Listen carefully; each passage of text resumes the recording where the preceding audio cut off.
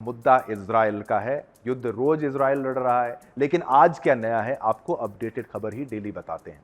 Israel का आतंकवादियों पर लगातार प्रहार जारी है। लेबनान में हमलों और हिजबुल्लाह चीफ नसरुल्लाह के मर जाने के बाद, उसको मार गिराने के बाद अब इजराइल ने यमन के हूथियों पर एयर स्ट्राइक की है। लेबनानी स्वास्थ्य मंत्रालय ने कहा है कि हूथी के ठिकानों पर किए गए हमले में 100 से अधिक लोग मारे गए हैं। इजरायली सेना ने कहा है कि इजराइल पर हाल ही में हुए हमले के जवाब में दर्जनों विमानों ने यमन में हूथियों के ठिकानों पर हमले किए हैं।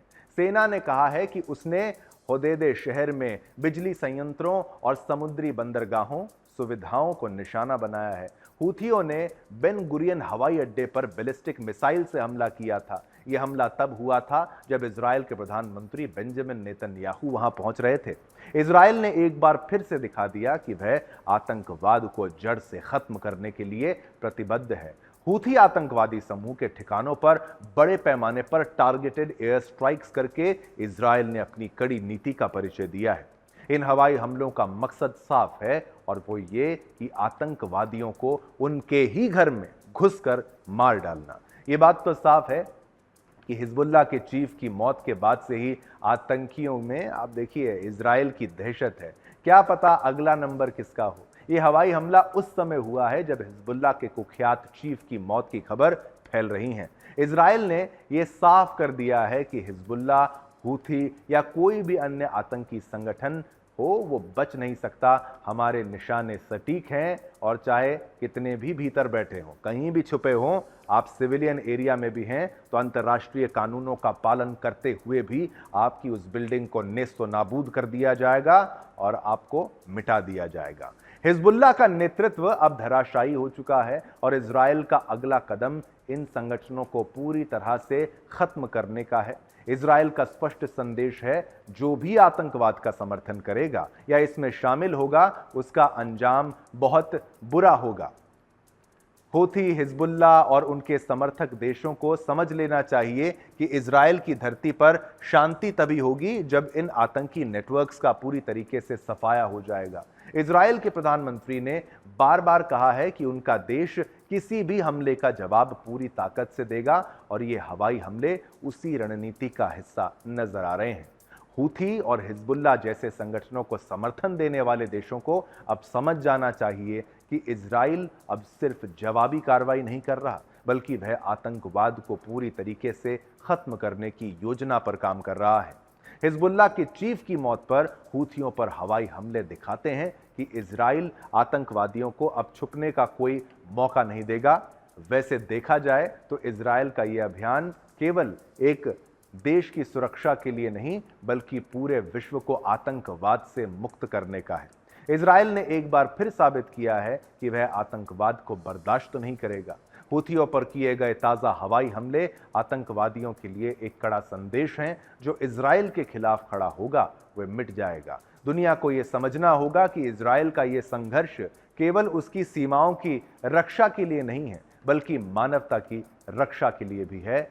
और अब चलिए, आपको हमने तस्वीरें दिखाई, ये शानदार तस्वीरें इजरायली एयरफोर्स की हैं। अब आपको ग्राफिक्स के माध्यम से भी समझाते हैं कि आखिर हूथी कौन है ये लोग और इनका इतिहास क्या है, कौन सा आतंकवादी संगठन है जो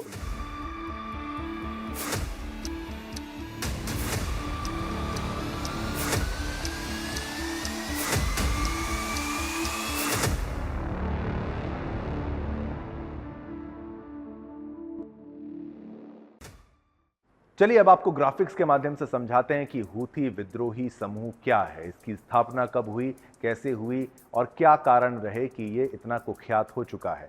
हूथी समूह की स्थापना 1990 के दशक में यमन के सादा प्रांत में जैदी शिया यानी शिया मुसलमानों के द्वारा की गई थी। ये शियाइट ऑर्गेनाइजेशन है। नेतृत्व की अगर बात करें तो समूह का नेतृत्व आपको बताएं हुसैन बदरुद्दीन अली हूथी ने किया था, जिनकी 2004 में यमनी सरकार के खिलाफ विद्रोह के दौरान हत्या कर दी। उसके बाद से उसके परिवार ने संगठन की कमान संभाली है। इसकी धार्मिक विचारधारा भी आप समझिए। हूथी मुख्य रूप से जैदी शिया मुस्लिम समुदाय से आते हैं, जो यमन की आबादी का एक बड़ा हिस्सा है, इसलिए बड़ा कंट्रोल इनका वहां पर रहते हैं। वहां पर रहता है। और हूथियों का संचालन आपको बता दें, सैन्य बल की अगर बात करें तो हूथी एक मिलिशिया है, एक मिलिशिया आधारित संगठन है जो गुरिल्ला युद्ध की रणनीति अपनाता है, जो कि अर्बन वॉरफेयर के लिए भी सही है। और गुरिल्ला वॉरफेयर में ऐसा नहीं होता कि सामने सामने की लड़ाई लड़ी जाती है, छुपकर घात लगाया जाता है, मार किया जाता है। यह समूह यमन में सरकारी विरोधी अभियान चलाता है और 2015 से राजधानी सना समेत कई इलाकों पर कब्जा किए बैठा है। आतंकी रणनीति भी जान लीजिए, मिसाइल, ड्रोन और आईईडी जैसे हथियारों का इस्तेमाल करते हुए उन्होंने यमन में नागरिक क्षेत्रों, सैन्य ठिकानों और यहां तक कि सऊदी अरब और यूएई के खिलाफ भी हमले किए हैं। अंतर्राष्ट्रीय सहयोग इनको बता देते हैं वो कैसे हैं। हूथियों को ईरान का समर्थन प्राप्त है, जो हथियार देता है, ट्रेनिंग देता है, वित्तीय मदद प्रदान करता है, यानी कि पैसे देता है। इस वजह से हूथी यमन के गृह युद्ध में महत्वपूर्ण जो भूमिका होती है वो निभाते रहे हैं। इनको साथ है पैसे का, धन का, बल का। हूथी और आतंकवाद से संबंध है तो आतंकवादी संगठन ही आतंकवादी हमले बता देते हैं। हूथी अक्सर सऊदी अरब और अन्य खाड़ी देशों के खिलाफ मिसाइल और ड्रोन हमले करते हैं, जिनमें से कई हमले नागरिकों को निशाना बनाते हैं। ये उन्हें एक आतंकवादी संगठन की श्रेणी में ला देता है।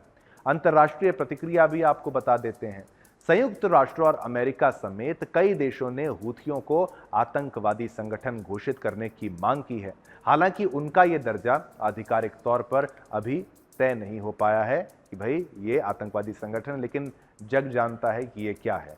हूथियों का इतिहास बता देते हैं। 2004 का विद्रोह क्या था। 2004 में हुसैन अल हूथी के नेतृत्व में हूथियों ने यमन की सरकार के खिलाफ विद्रोह छेड़ा, जिसे सादा युद्ध के नाम से जाना गया था। अब अरब स्प्रिंग भी आपको बता देते हैं वो क्या है। 2011 में अरब स्प्रिंग के दौरान हूथी आंदोलन ने और गति पकड़ी। 2014 तक उन्होंने यमन की राजधानी सना पर कब्जा कर लिया और सरकार को अपदस्थ कर दिया, यानी सरकार को हटा दिया एक तरीके से। अब गृह युद्ध और विदेशी हस्तक्षेप की बात करते हैं। 2015 में सऊदी अरब के नेतृत्व वाले गठबंधन ने हूथियों के खिलाफ सैन्य अभियान शुरू किया, जिससे यमन में गृह युद्ध तेज हो गया। इस युद्ध में अब तक लाखों लोग मारे गए और कई विस्थापित भी हुए हैं।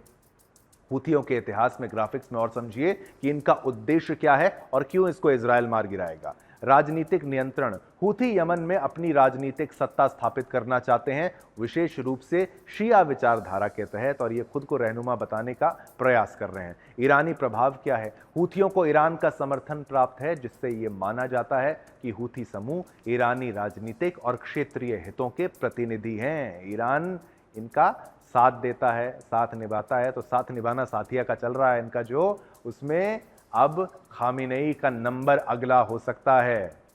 ये आपको आज हमने एक खबर दिखाई भी थी कि कैसे अब अगला नंबर जो हो सकता है इस्माइल हानिया के बाद अब खामिनेई भी होगा।